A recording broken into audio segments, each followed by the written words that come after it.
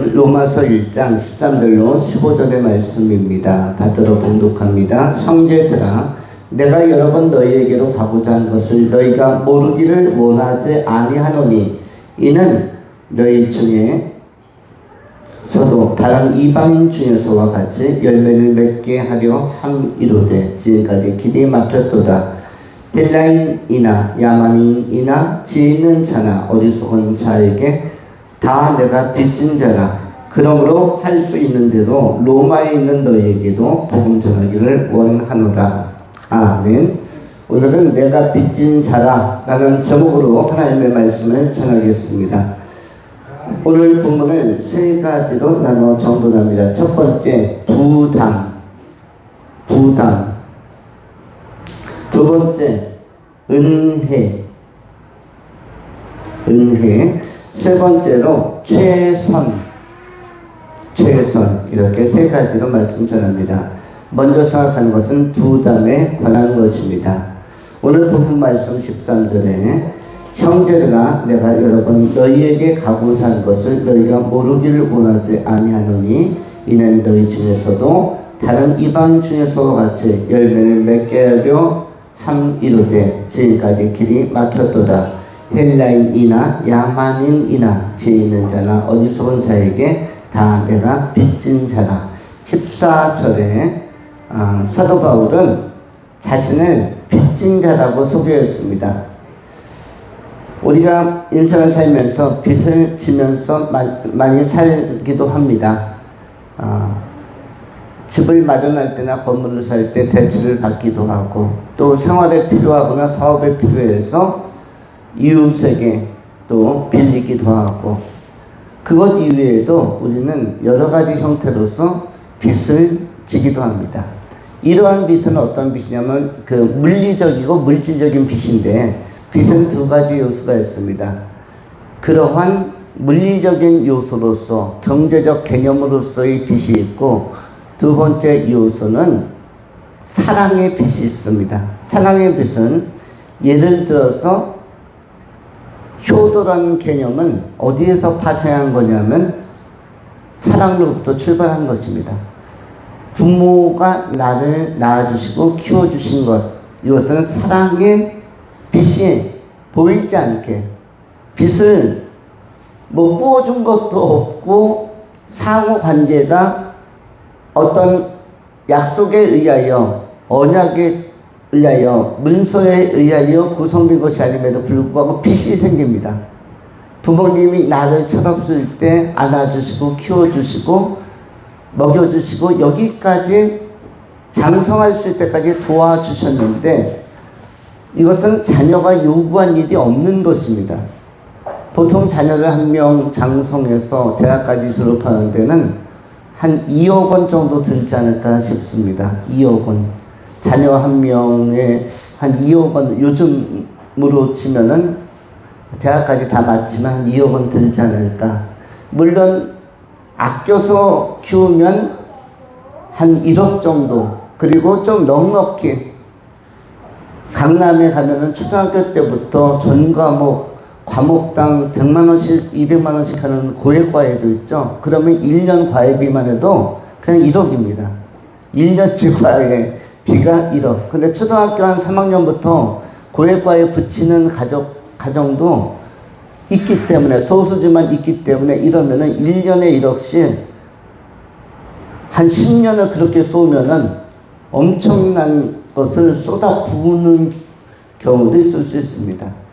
그런데 이렇게 우리가 평범해 보이지만 한 사람이 장성할 때는 수억에 먹고 자고 마시고 입히고 하는, 이것은 자녀들이 우리에게 또 부모에게 계약을 맺자고 한 일도 없고 문서 작성한 일도 없습니다. 또 언약으로 말로써 이런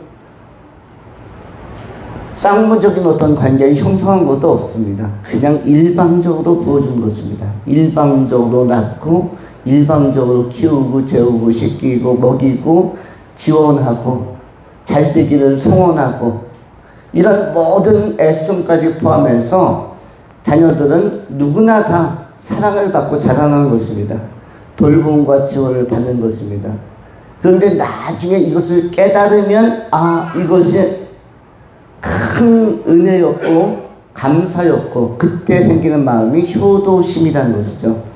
효도심은 이러한 것에 대한 내 존재가 출발하고 역사 가운데, 인류 가운데 출발해서 한 구성원으로서 당당한 주체로 삶을 살아갈 수 있도록 세움을 받을 수 있는 배경에 나 이외의 존재, 엄마 아빠가 있었구나, 여기를 생각하고 그거 하나 더 올라가면 할아버지 할머니가 있었구나, 할아버지 할머니가 계셔서 내 존재가 있는 거고, 그리고 그 이전에 올라가다 보면 사실 신앙적으로 쭉 올라가다 보면 노아 할아버지가 계셨구나, 그럼 노아 할아버지 이상으로 올라가다 보면 하나님이 계셨구나, 아담 하나님이 계셨구나. 그래서 하나님께 감사, 신앙이 자연스럽게 생길 수가 있는 것입니다.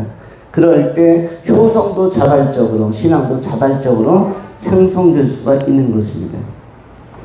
그래서 빚이라는 것은 물리적이고 경제적이고 관계적인 어떤 현상적으로 발생할 수도 있지만, 그러나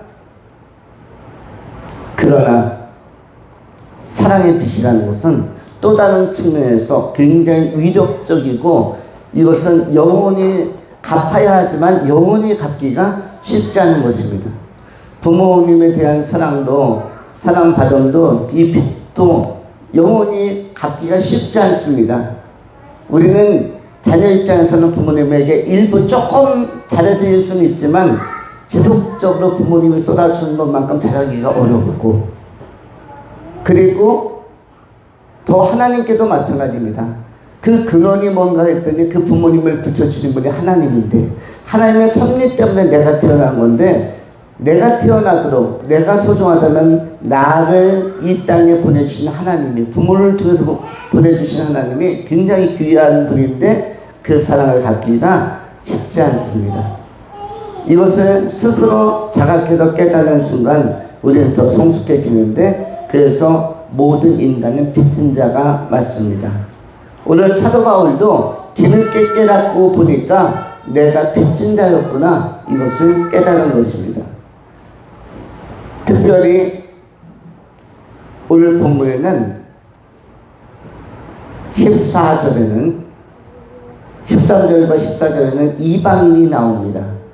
이방인 하면은 14절에 나오는 헬라인, 야만인, 이런 사람들이 다 이방인에 속합니다. 이방인은 헬라어로는 발바로스라고 합니다. 발바로스. 이방인은 지극히 많이 밟히고 야만인으로서 그 강한 민족에게 밟혀버린 종족들, 발바로스, 헬라어로 발바로스가 다 야만인, 이방인들인데, 복음 이외에 있는 사람은 전부 다 발바로스입니다. 발바로스. 그래서 다윗은 블레셋을 사람처럼 보지 않았고, 블레셋의 대장군, 블레셋에서는 리더였고 영웅이었던 골리앗조차도 그냥 밟아버리는 발바로서 그 야만인 취급, 이방인 취급, 그러면서 그냥 멀대처럼 등치만 걷지, 너는 내가 만군의 여호와의 이름으로 나아가면 넌 내 적수가 되지 못한다. 그래서 블레셋에서는 큰 장군이요 영웅임에도 불구하고, 지도자임에도 불구하고 조그만 꼬마가 그냥 바로 무시하고 나갑니다. 만일 골리앗이 신앙이 좋은 사람이었다, 다윗보다 신앙이 더 좋았고 하나님을 경외하는 사람인데 대장군으로서 아주 체격이 좋은 분이 늠름하게 칼을 차고 이렇게 오게 되어지만, 군사를 입고 오게 되어지면 다윗이 감히 그렇게 선포하지 못했을 것입니다. 너는 칼과 단창으로 내게 나오거니와 나는 만군의 여호와의 이름으로 내게 나가노라, 이렇게 선포하지 못했을 것입니다. 상대방이 체격도 좋은데 신앙도 더 좋다면. 그런데 블레셋의 장군 골리앗에게는 신앙이 없었기 때문에 야만인으로서, 발바로스로 생각하고 돌멩이 5개로 넌 충분하다, 밟아버리겠다, 이런 마음 가지고 나가서 결론적으로 다윗이 골리앗을 밟아버리는 그런 현상이 나타나게 되어진 것입니다. 유명한 다윗과 골리앗의 전쟁입니다. 이것이 오늘날 현대화된 것이 뭐죠? 지금 발생하고 있는 이스라엘과 이란의 전쟁입니다. 이란은 옛날처럼 골리앗처럼 중동의 맹주로서 땅이 엄청나게 큽니다. 그리고 이스라엘은 옛날 다윗처럼 작습니까? 큽니까? 너무나 작아서 중동 그 드넓은 곳에서 그냥 훅 불면은 날아갈 것 같은 그런 땅이 이스라엘이죠. 그런데 지금 거대한 이란, 페르시아 종족, 여러분 아시는 것처럼 이란은 아랍 사람들이 아닙니다. 이란은 아랍 사람들이에요? 아니에요? 이란은 아랍 사람들이 아닙니다. 아랍 사람들은 어디가 아랍 사람들이죠?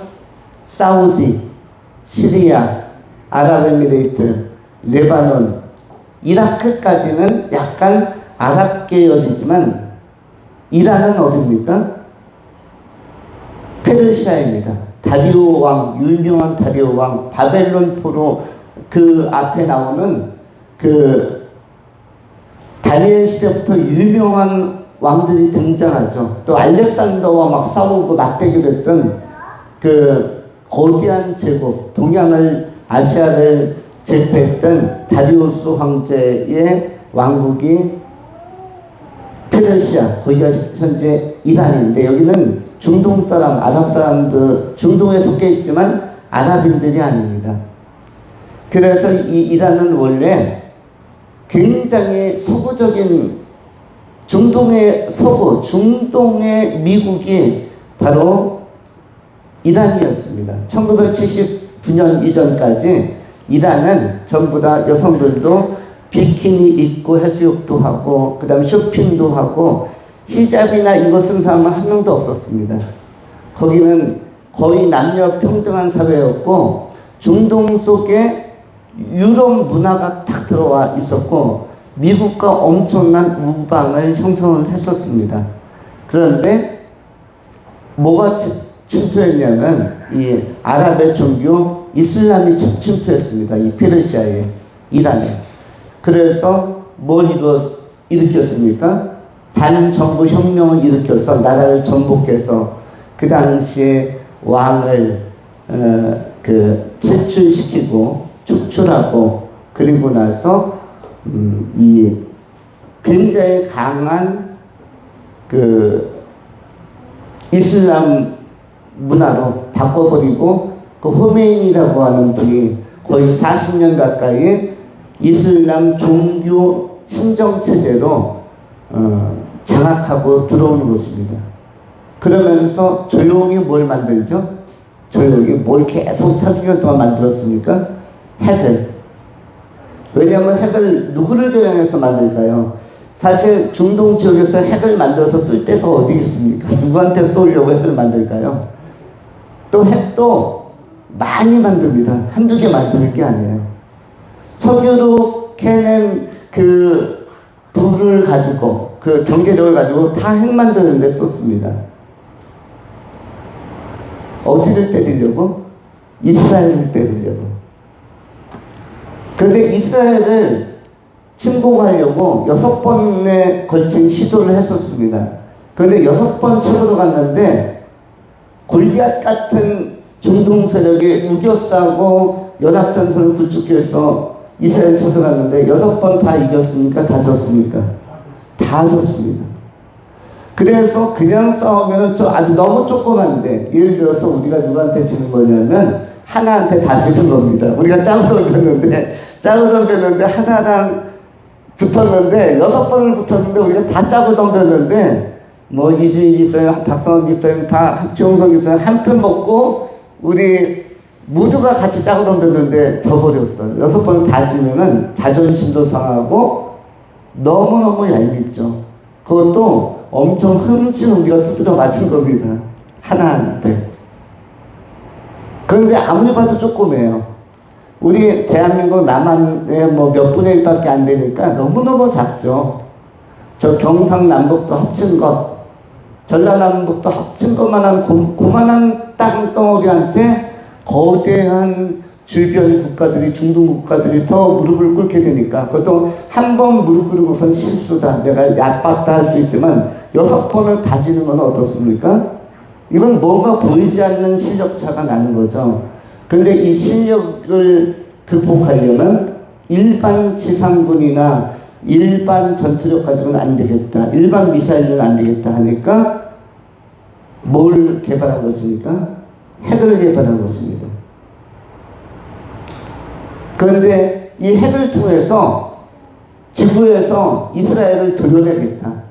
너희들 잠잘 때 새벽 3시에 이스라엘에 핵 한 20발 그냥 터뜨려서 지구에서, 지도에서 이스라엘을 없애버리겠다. 거기는 지중해와 인도양으로 가는 그러한 그냥 통로로, 바닷길로 만들어버리겠다. 이것이 이란의 계획이죠. 그걸 알고 있는 이스라엘 입장에서는 이란이 핵이 완성 단계에 들어가니까 견딜 수가 없었던 것입니다. 그래서 선제 타격으로, 드론으로 먼저 그 핵 만드는 과학자들과 일부 장군들을 제거한 것입니다. 그런데 또 한 가지, 미국은 왜 끼어들죠?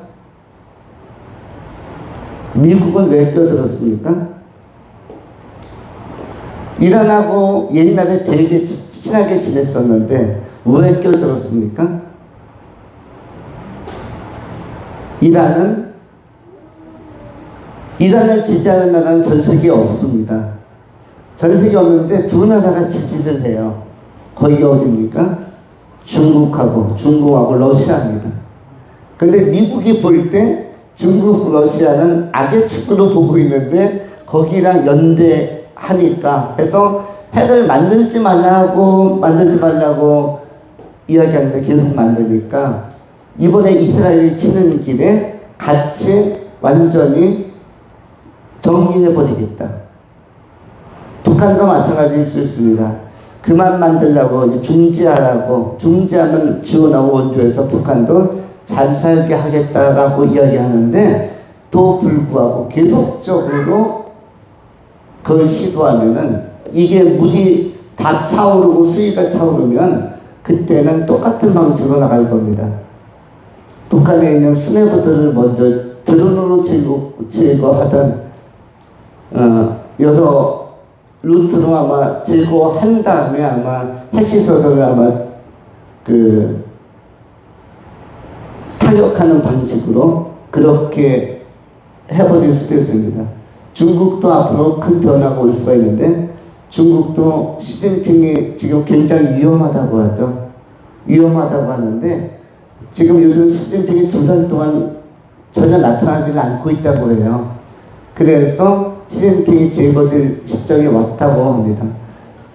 지금 그 중국이 굉장히 내부적으로 불안한 상태였습니다. 그래서 이란하고 더 공조하려고 하는 것이 있어요. 그래서 전 세계는 어떻게 보면 큰 전장의 분위기로 조금 들어가고 있습니다.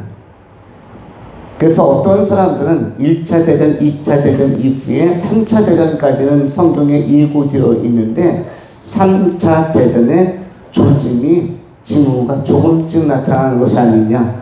이른바 에스겔서 같은 데 나오는 곡과 마곡의 전쟁이 시작된 것이 아니냐. 이렇게 해석하는 사람들도 있습니다. 어쨌든 이란을 설명했습니다만 이방의 땅이었습니다. 이방의 땅, 그리고 야만의 땅이었습니다. 그런데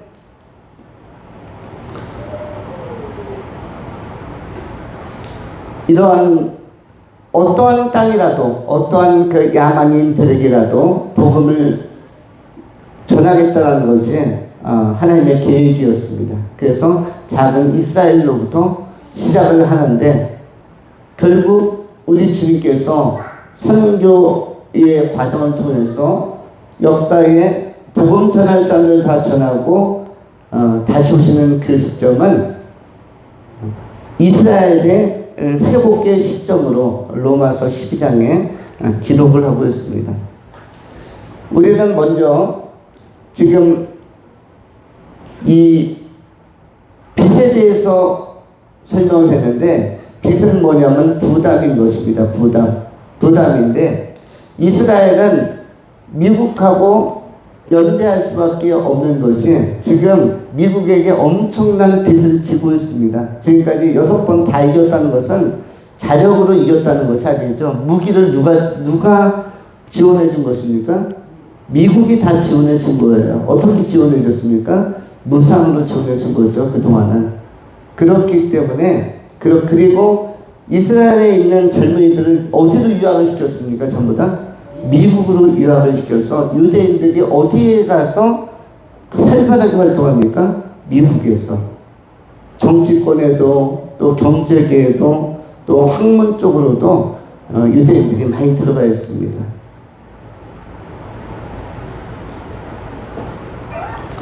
자, 이 부담이라는 것이 있는데, 이 빚이라는 것은 전부 다 뭐다? 부담이다. 이건 경제적인 것과 사랑의 부담이 있는데, 사랑의 부담이라는 것은 끊어지지 않는 관계이다. 이것을 먼저 생각해 보면 좋습니다. 어쨌든 우리 인간은 모두 다 뭐다? 빚진 자이다. 빚진 자이다. 이것은 마지막에 다시 한번 정리하겠습니다. 두 번째 생각하는 것은 은혜에 관한 것입니다. 은혜는 헬라어로 잘 아시는 것처럼 카리스라는 단어이고, 우리는 여기에서 카리스마라는 단어도 파생되었다. 은혜를 많이 받으면 리더십과 카리스마가 생긴다. 그 권능과 포스가 생긴다. 라는 것입니다. 그런데 바울에게 있어서 이 은혜는 무엇에 관한 은혜이냐면,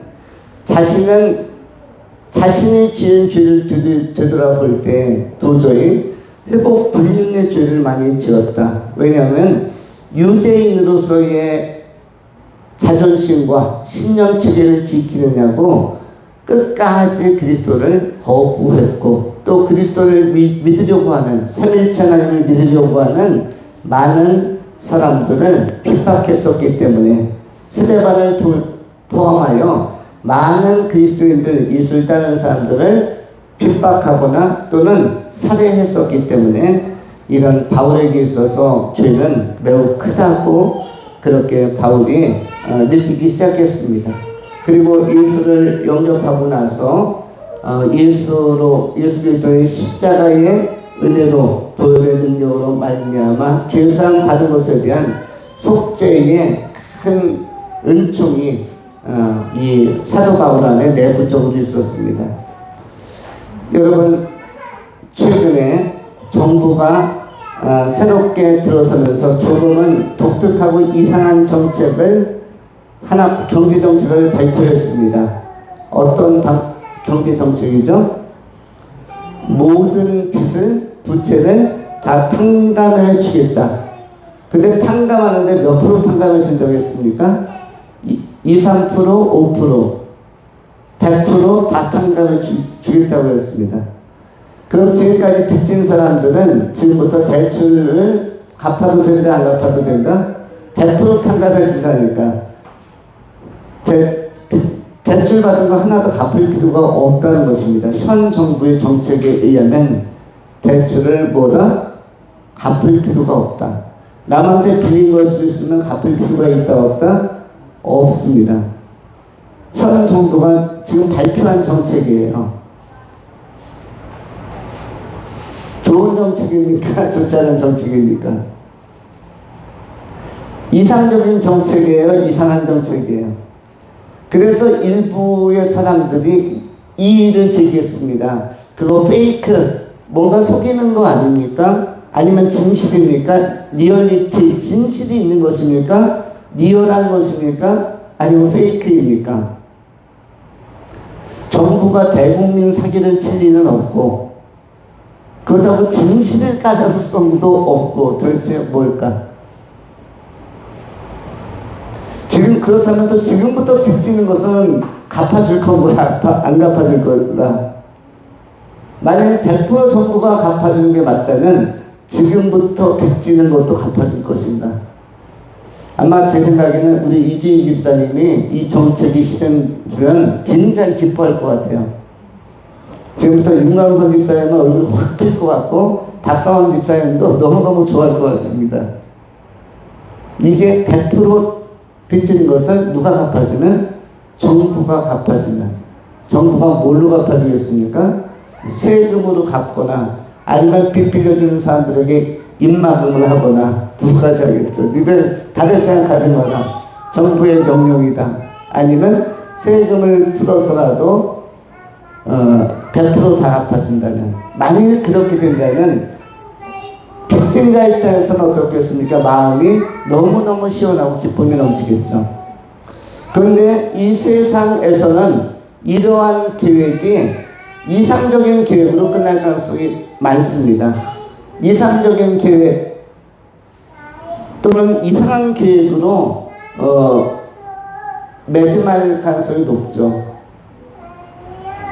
그런데 중요한 것은 하나님의 나라에서는 이것이 실제로 이루어지고 있다는 것입니다.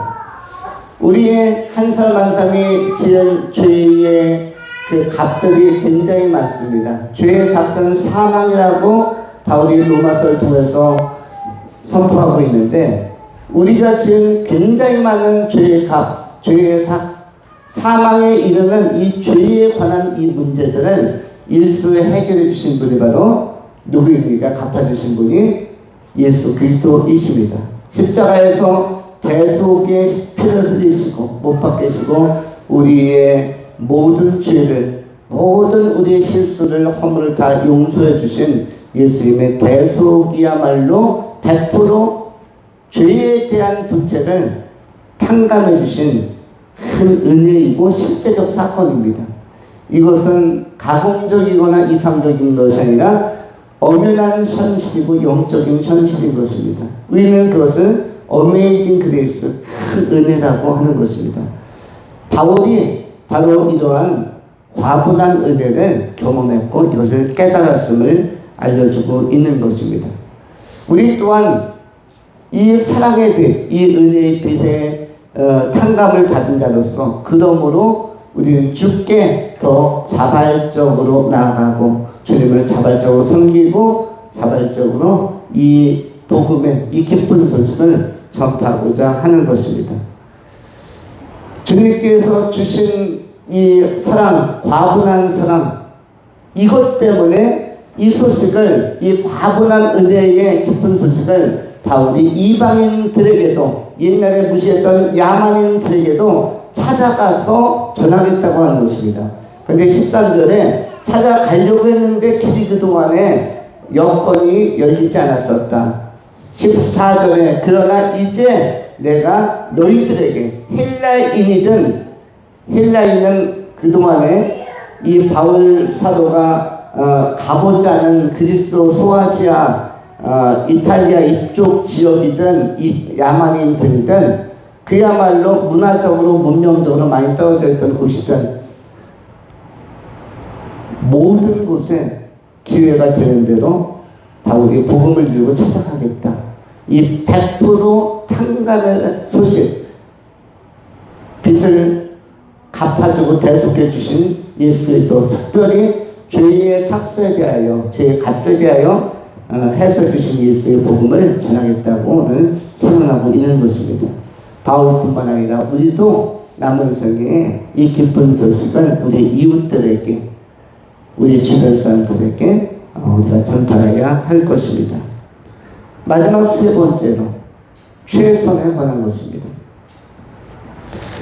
15절에 성경이 이렇게 말씀합니다. 그러므로 나는 할 수 있는 대로 로마에 있는 너희에게도 복음 전하기를 원하노라.